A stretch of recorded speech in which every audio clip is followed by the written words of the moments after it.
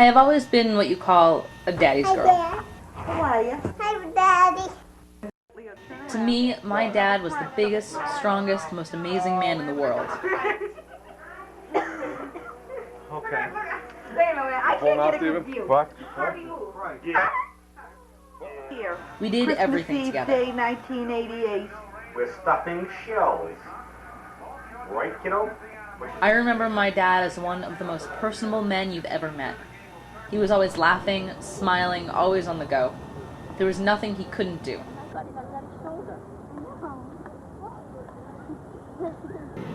Every year we'd take trips to Disney.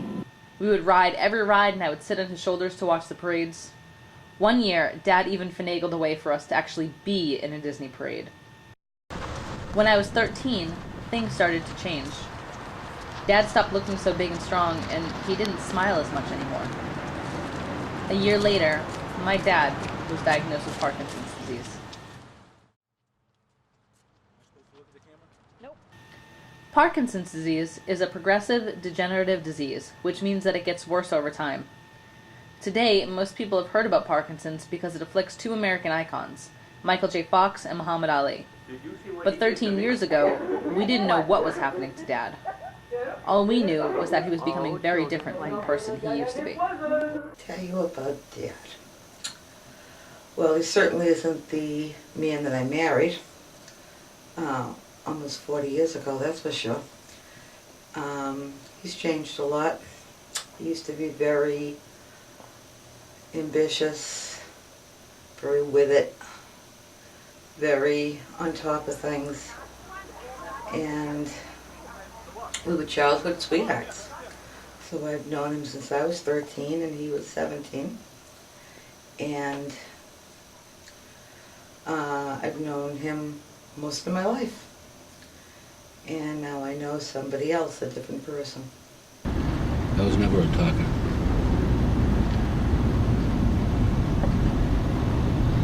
You guys didn't talk a lot at home? No, we used to have fun at meals.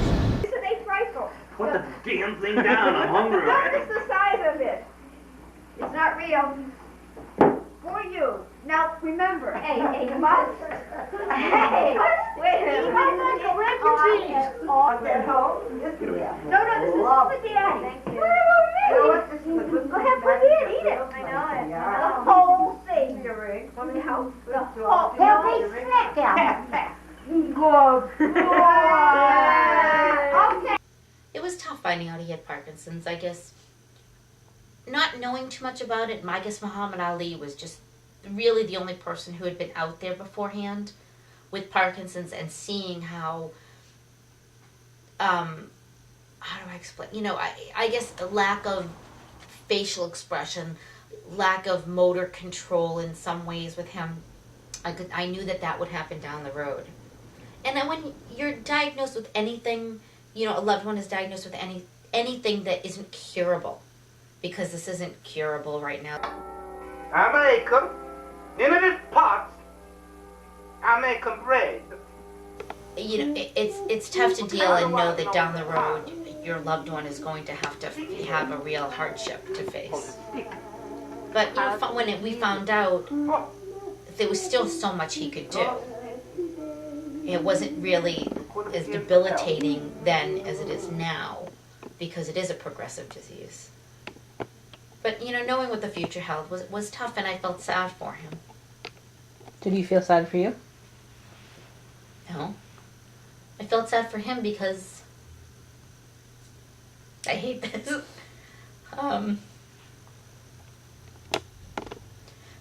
Just because he could do so much.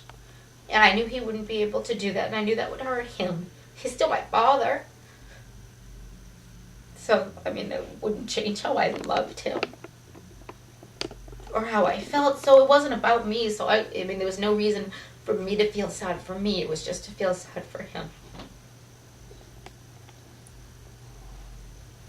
No matter who else I dated and who else I went out with, and it was always Dad. It just was always Dad. I met Dad when I was 13 years old, and he was big guy on campus, loved cars, race cars, built engines. He had a 1962 Chevy Impala convertible that he would drive up and down the street, cruising for girls all the time. And your Aunt Roberta had a party, and she introduced me to your father. And there was really chemistry right away. I mean, you've seen the pictures of him when he was a kid. He was kind of like Elvis. He looked like Elvis, what can I tell you? And he had his own car that your grandmother bought him. I remember I bought in 1962, I bought a Chevy convertible, had it custom designed, all black, with a 4-speed transmission. But I was coming back from sailing one afternoon and the car didn't feel right to me. So I pulled it into the driveway, and in 3 hours I had the engine out and down the cellar. My mother almost had a heart attack. This car was only 6 months old. I put it together with a racing cam, solid lifters, high performance rear end. It was one of the fastest cars. Let's say it was the fastest car in the city. The fastest car in the city. Yeah. He was a doer, loved to go places, do things, and active, always going, always going. And when we got married, I only knew from one thing. On Sunday you stayed home and you cleaned. Well, Dad took care of that in about a month and a half. It's Sunday, we're going out. Well, I'm not sitting in this house, I work all week. It's Sunday, we're going out. And we went out. And we would take drives to Gloucester. We would take drives down to Plymouth Plantation and Plymouth, Mass. And the Cape. And walk beaches and do all that kind of stuff. Oh, Dad was the best dad. He always was doing, always wanted to take you kids to Disney World.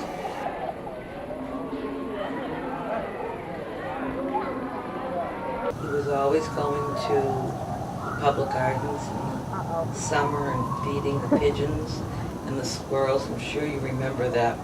Always going to the swan boats, taking you kids to the swan boats. We would always go apple picking in the fall. We'd go to Good Deals Farm and get donuts and cider and pick apples and take tons of pictures. And he was a doer. I told you that at the beginning. Exactly. He was a doer. He was a great dad. Diapered all you kids, didn't burp to all you kids, read to you, taught you as much as he could how to do things, wanted you to be self-sufficient, and how to cook. Taught both of you how to cook. Cooking became his passion later in life. I'm making food. I'm cooking. You're filming. I'm a cooking. First, the pig is a chick. You see the name pig? It's a chick. Excuse me? Chick. No, chick. Okay, yep. Hey, first we go like this. What do you... Chick. Uh-huh. First we take a brush. We shove him up his backside. Hey, we paint them up. Don't ask me why. What are you painting up here? Painting the chicken. We put it in the marinade. Dear Chef, would you like to tell us what you're now doing to this poor chicken? I'm tying his legs up so he don't get away. And where would he go? Who knows, but he ain't getting there. Thank you for that wonderful commentary. Straighten him right out. How did you know that something was wrong with Dad? Oh, he was majorly depressed. And mean. I'm sure you'll remember that. He didn't care what he said to who or how he said it. His depression was very obvious to everyone but him. and I didn't know what was wrong with him. He became very introverted, very gruff, more quiet than usual. Of course, the major weight loss. It's very quiet in here, very serious. Oh, put some Christmas music on. No, this is very serious work. Sterile. Okay. He's wearing his best clothes for the job. Actually, I am. These are my good jeans, which I found in the closet today, and they fit. Let's show I'm so svelte. Let's show the camera how skinny we are. Svelte. Okay, wait. Pick up the shirt. Wow. But I think the last straw was the way he was treating you. He just didn't seem to care what he said or how he said it to you. And within a week, we had an appointment for him. And they diagnosed him immediately. Basically, what your father has is loss of motor coordination skills. He's very, very rigid. He's very stiff. He is unable to walk well, get up and she as well. And that's his stage one. Oh, you're so excited. The third of Satan. Let's save that box. Careful. Save it? Yeah, they'll make a big box next year. No, I didn't have Do we any need boxes for next Oh, year? Ellen, you should have come here. I had no boxes, but I had to go out and buy those boxes. I'm going to take those home. You absolutely. A ladle. That's a little ladle. A little ladle. A little ladle. Another L. I'll see you a little ladle. Oh. That's awesome. What a pretty ladle. L.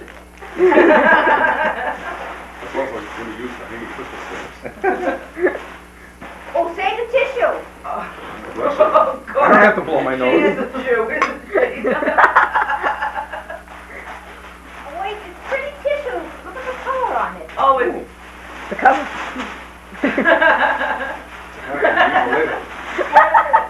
Look at Ellen. You have to get the camera. Mother, don't hold the camera like that. Oh, that's very Why nice. not? Thank you. Oh, it's a...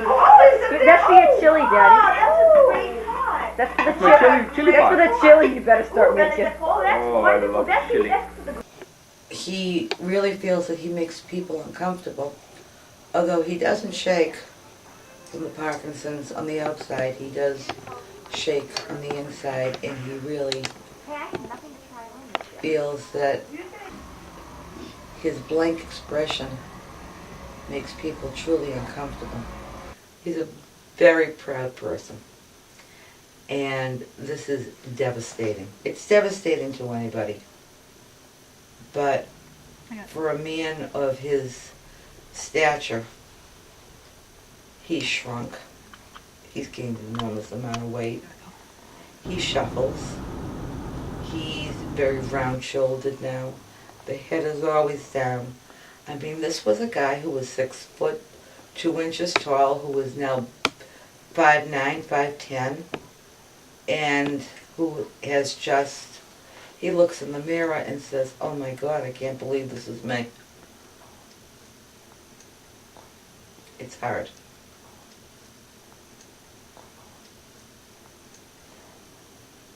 You said it was always Dad. Yeah. Are you glad about that? Oh yeah.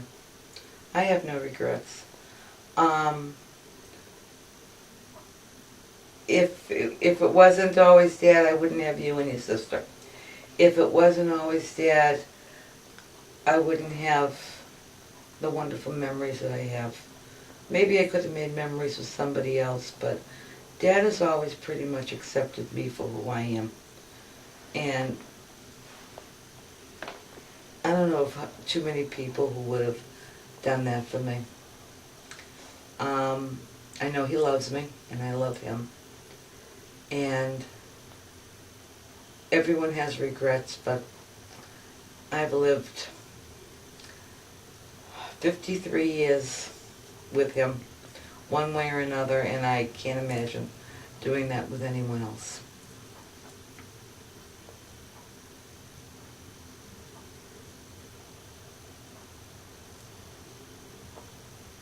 No regrets?